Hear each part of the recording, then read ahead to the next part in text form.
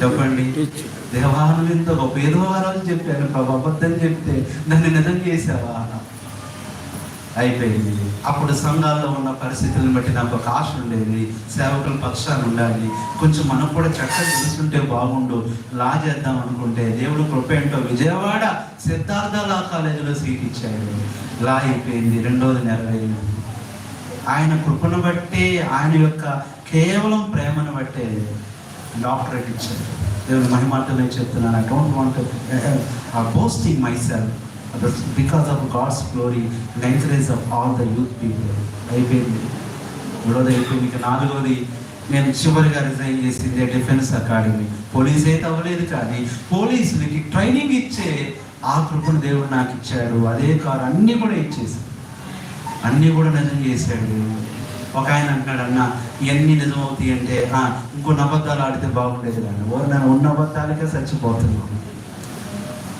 చివరికి 2017వ సంవత్సరం దేవుడు నిజంగా ఆ రోజు నేను మర్చిపోలేను. జనవరి 26 ఏ గవర్నమెంట్లో అయితే నేను ఫెయిల్ అని 9 సార్లు ఫెయిల్ అయ్యాను, అదే గవర్నమెంట్లో దేవుడు ఒక అవార్డు కూడా దేవుడు ఇచ్చాడు. ప్రభు మహిమాటలు ఆ రోజే తీర్మానం చేసుకున్నాను, ప్రభా 4వది కాదు 5వ దానికి ఎదురు చూస్తా అన్నప్పుడు 2019లో మన పెద్దలు హైదరాబాద్ నుంచి వచ్చి చెప్పారు, బాబు నువ్వు ఫుల్ టైం మినిస్ట్రీకి రావాలి, ఇప్పుడు పార్ట్ టైం చేస్తున్నావు, నువ్వు ఫలానా అటు బేతేలకు నువ్వు ఫుల్ టైం రావాలన్నప్పుడు దేవుని కృపను బట్టి ప్రార్థన చేసుకొని రావడం ప్రారంభించాను. ఆ తర్వాత కానూరు సియోను ప్రార్థన ముందు అక్కడే కొనసాగుతుంది. ఎందుకు నేను చెప్తున్నానంటే, ఉన్నవి లేనట్లు లేనివి ఉన్నట్లు అవనస్తులారా జీవితంలో చేయగలిగేది ఆయనే.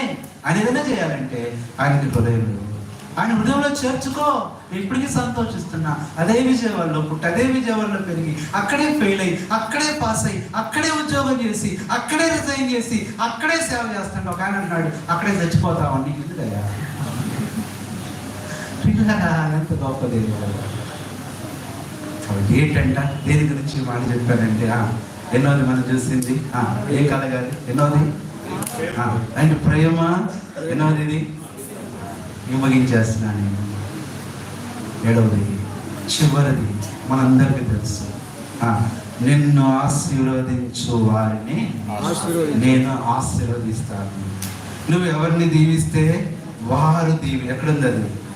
ఆదికాండం 12వ అధ్యాయం ఆశీర్వాదం వెంబడి చదవండి. అదంతా చూస్తే నువ్వు ఎవరిని ఆశీర్వదిస్తావో ప్రభువా ఒక ఆశీర్వాదమేనా అంటే పక్కన మళ్ళీ చెప్పండి ఇంకో ఆశీర్వాదం. ఇది నాయన ప్రభువును స్తుతించడానికి కుటుంబంలో దేవుడు చేసిన కార్యాలు.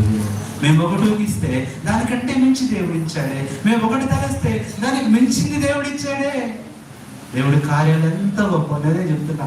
ఈ థ్యాంక్స్ గివింగ్ మీటింగ్ ఇప్పుడే అవ్వదు, నెక్స్ట్ పార్ట్ ఉందన్నమాట. అర్థమైందా?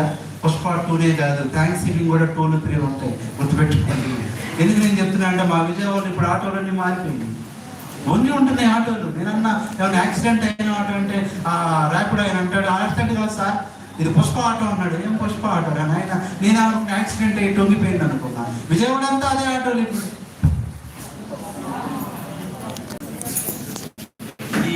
కార్యముల్ అద్భుతముల్ ఆలోచన నీదు సంకల్పం బలమైనది, సర్వ సృష్టికి కర్తవు నీవే.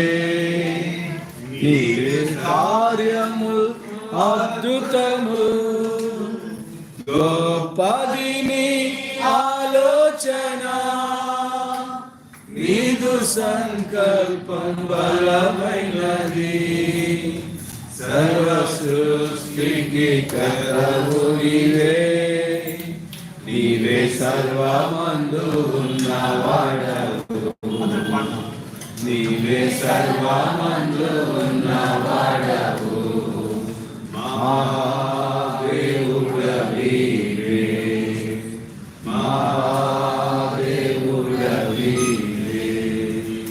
సర్వదర్శి సర్వజ్ఞాని, సర్వదర్శి సర్వజ్ఞాని, సర్వవ్యాపి